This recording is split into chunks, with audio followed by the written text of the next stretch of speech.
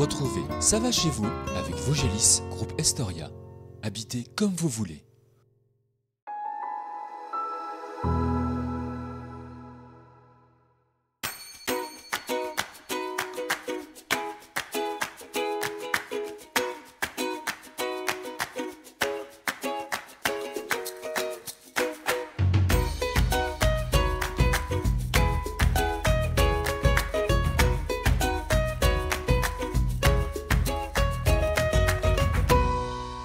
Cette semaine, nous partons à une dizaine de kilomètres de Gérardmer, au cœur de la communauté de communes des Hauts-de-Vosges.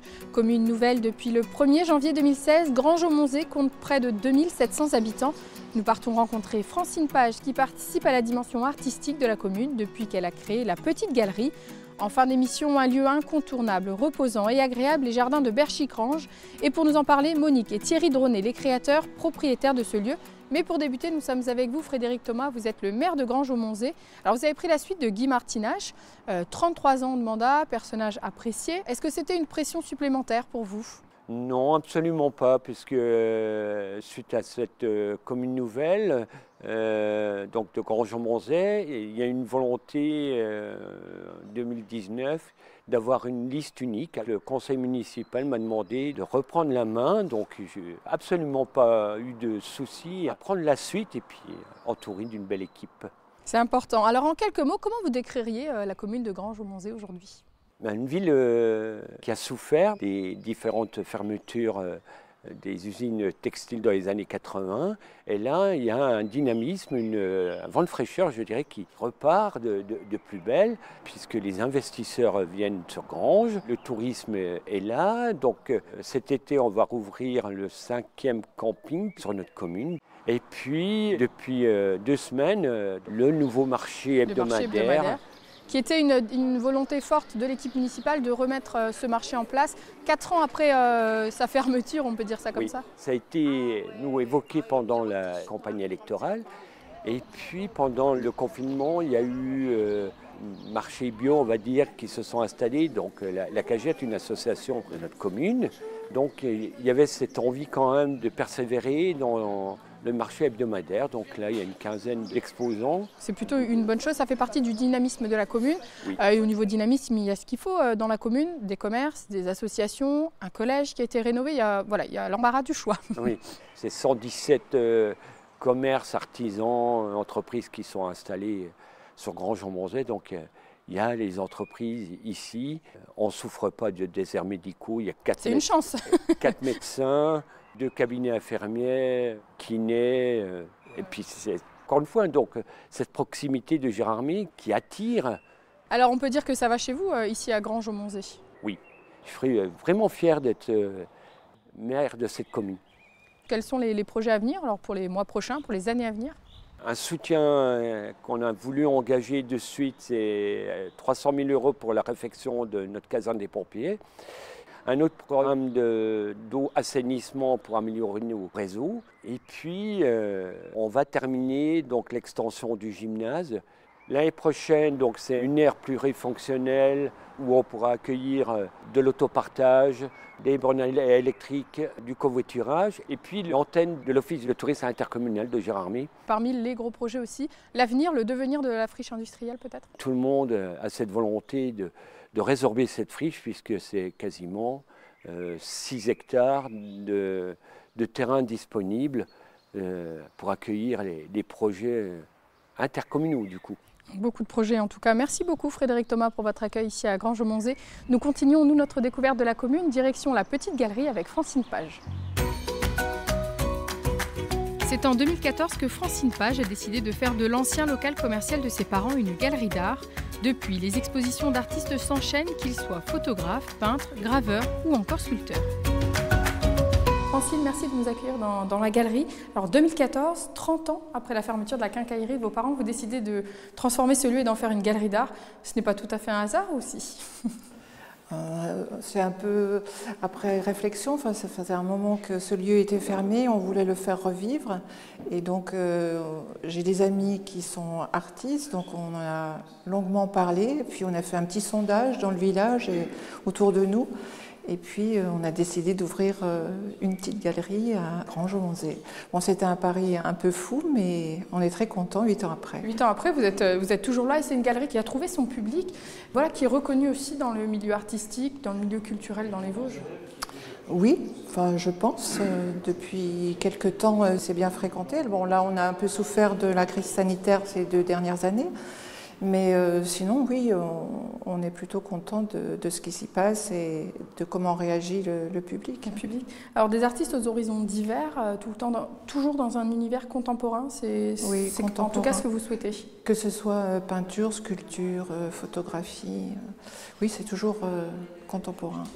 Qu'est-ce que vous cherchez chez un artiste? Qu'est-ce que vous avez envie de montrer dans cette galerie? Ce qu'on veut faire découvrir aux gens du village et un peu plus largement le travail des artistes. Montrer que même en milieu rural, il se passe des choses et c'est important, quoi. C'était une façon aussi, ça faisait partie du projet, de participer à une démocratisation de la culture, créer un lieu d'échange aussi, parce que donc, lors des vernissages, il y a un échange qui se passe. Lors des visites aussi, on essaie également d'organiser des stages suivant les artistes qui exposent. Des stages sont proposés. Et puis, depuis la crise sanitaire, c'est pareil, ça s'est arrêté, mais on accueille aussi les écoles. Enfin, les enfants de l'école primaire de Granges viennent visiter les expositions. Et ça ne s'arrête pas là, puisqu'il y a aussi une démarche solidaire derrière la petite galerie. Alors, la petite galerie est gérée par une association qui s'appelle Médicar. Donc la partie artistique, ça se passe ici, la gestion de la petite galerie, des expositions. Et on organise 1 ou 2 fois par an des consultations bénévoles de cardiologie dans le sud du Maroc. Et lorsque les artistes exposent ici, ils versent un pourcentage de leur vente à l'association.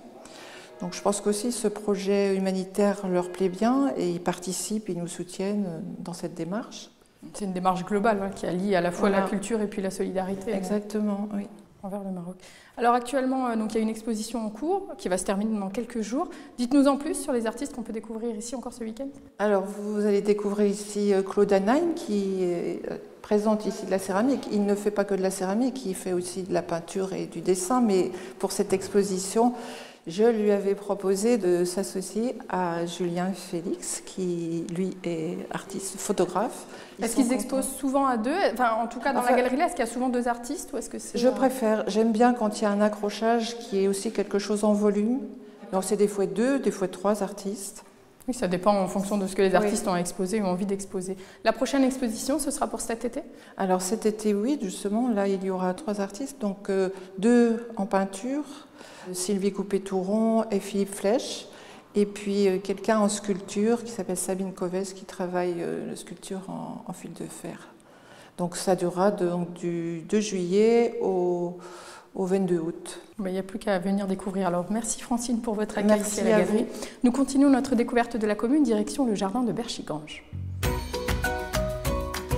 2 longues années de travail pour obtenir ce résultat. Monique et Thierry Dronet ont tout imaginé dans ce jardin situé à 700 mètres d'altitude. Jardin bien-être, jardin enchanté, jardin plein de fantaisie sont les mots très souvent utilisés par les visiteurs pour le décrire. Rencontre avec Thierry et Monique, un duo surprenant à l'image de ce jardin de Berchigange. Monique, merci de nous accueillir dans votre somptueux jardin de Berchigange. Alors quels sont les mots que vous choisiriez pour décrire votre jardin aujourd'hui ? C'est avant tout un lieu de vie, un lieu de partage, un lieu de rencontre avec la nature. Une nature qu'on a apprivoisée, mais en aucun cas domestiquée, surtout pas, avec qui on vit en harmonie. Je pense que c'est ça, c'est un lieu d'harmonie. Alors on dit souvent, vous le dites souvent, on ne visite pas Berchigange, on vit des émotions et c'est vraiment ça que vous avez envie de transmettre aux visiteurs qui viennent vous voir. Je pense que le fait de se promener dans un jardin, ça apporte aux gens cette notion à la fois de bien-être, de beauté et justement de sérénité que peut apporter un jardin. Et Berchigange, par ses côtés composites, parce qu'il y a à la fois ici des jardins, évidemment, où on va voir des végétaux extraordinaires, on va voir des fleurs, mais pas que. Il y a aussi des sites qu'on a développés rien que pour l'ambiance apaisante, comme le jardin de Mousse, par exemple. Alors un jardin que vous avez pensé, imaginé, conçu, alors avec Thierry, bien évidemment, votre mari. Comment ça s'est passé, cette création du jardin de Berchigange ? Ouais, ça s'est passé de nombreuses années. Donc forcément, on a parcouru le lieu dans tous les sens et à chaque fois, ça nous inspirait à travers ce qu'on y trouvait. C'est le lieu même qui nous parlait et qui nous disait là, on va créer un jardin de cette façon. Ce n'est pas nous qui décidons complètement. Il y a aussi le lieu, c'est la troisième personne. En fait, c'est un trio. Ici, combien de variétés, plusieurs milliers de variétés se côtoient de différentes origines? Ah oui. Alors le jardin, en fait, aussi entre 650 et 690, c'est la moyenne montagne. Or, il y a peu de jardins où on a cette moyenne montagne en France, hein, même dans le monde d'ailleurs, parce que c'est l'idéal, parce que vous allez avoir à la fois les plantes de la montagne, hautes, très hautes, comme des plantes de l'Himalaya, et en même temps des plantes des mers de Scandinavie, vous voyez, qui sont à 0 mètre d'altitude, où on va avoir aussi là des plantes qui vont pousser. On a plus de 5000 variétés de plantes. C'est un chiffre qui ne veut plus rien dire, parce qu'en fait, maintenant, on en amène, il y en a qui disparaissent aussi. Maintenant, après 30 ans, c'est absolument toujours aussi passionnant, et c'est plein d'enseignements, en fait, surtout actuellement, avec ce qu'on appelle le bouleversement climatique. Et justement, comment ça se passe? Comment on fait face à ce changement climatique, ces variations? Alors comment on fait face? On fait face en étant justement à l'écoute, encore une fois, du lieu et de la nature et des plantes. On a fait des tas d'essais qui se sont avérés des échecs, mais pas que, parce qu'on a tiré enseignement de cet échec en disant on va au contraire s'orienter vers tel type de plantes qui vont mieux correspondre au lieu. Je pense qu'il faut diversifier au maximum les végétaux et bien sûr garder de plus en plus la flore. C'est ce qu'on a toujours fait depuis 30 ans. On a gardé la flore endémique, la flore vosgienne, qui a toujours une grande place, malgré les exotiques qu'on a mis avec.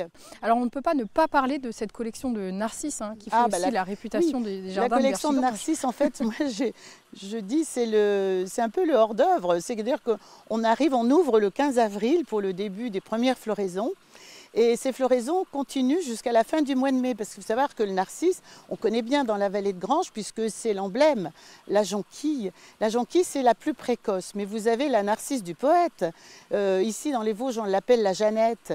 Elle fleurit, la Jeannette, elle va fleurir au mois de mai. C'est tout à fait normal. On n'est pas en retard, on est à notre heure. C'est la fleur blanche avec le cœur orange. Elle sent divinement bon. Alors, il y a d'autres collections. Vous parliez tout à l'heure des plantes de l'Himalaya, qui à elles seules représentent... Oui, alors il n'y a jamais d'arrêt dans notre jardin. On ne peut pas dire, tiens, il y a les narcisses, mais après, qu'est-ce qui se passe? Mais il se passe plein de choses. Je ne vais pas vous citer toutes les plantes, mais on arrive dans des couleurs très bleutées au mois de mai. Comme le chalet, vous voyez, c'est notre emblème, le bleu et le vert. Et là, on va avoir toutes les jeunes feuilles des fougères qui vont se déployer, c'est vert. Le jardin de mousse qui est fluo et les fleurs bleues. Alors là, les fleurs bleues, évidemment, tout le monde connaît le myosotis, mais ça va de la famille des Borraginacées, donc du myosotis, on en a toute une collection, des différents, des grands, des petits. Et bien sûr, le fameux pavot bleu de l'Himalaya, que tout le monde attend, qui est une fleur qui fait rêver les jardiniers, parce que bon, voilà, il vient de ces hautes montagnes inaccessibles. Comment on fait pour s'occuper d'un jardin de cette taille? Comment on fait? Eh bien, je dirais qu'on fait des petits morceau par petit morceau, et c'est comme un puzzle qu'on assemble. Voilà, on ne cherche pas à vouloir tout faire d'un coup. Et il y a des... Bon, par exemple, en ce moment, on va voir les jardiniers. Là, ils sont en train d'enlever les ronces. On fait des journées avec des tâches bien particulières qui sont dictées souvent par la météo. Alors vous êtes combien pour travailler dans ce jardin? Pas assez. Pas assez, j'en ai jamais assez. Voilà, les Vosgiens, voilà. Si jamais vous entendez mon appel, on cherche toujours des bonnes volontés, toujours des jardiniers qui veulent apprendre et qui sont surtout passionnés, qui ne viennent pas chercher un métier, qui viennent chercher avant tout une passion. Bon, en tout cas, le message est passé. Si jamais il y a un jardinier dans les Vosges qui souhaite vous rejoindre, il viendra. Merci beaucoup, Monique, pour votre accueil dans ce lieu ressourçant. C'est avec plaisir. Notre émission est terminée pour aujourd'hui. Je vous donne rendez-vous la semaine prochaine pour découvrir un nouveau village vosgien et je vous dis à très bientôt.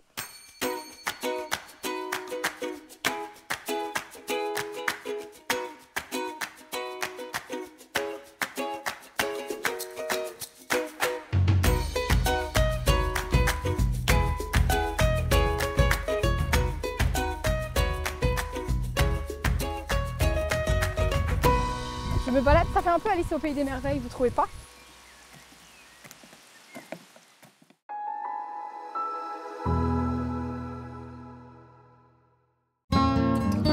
C'était Ça va chez vous avec Vosgelis, groupe Estoria, habitez comme vous voulez.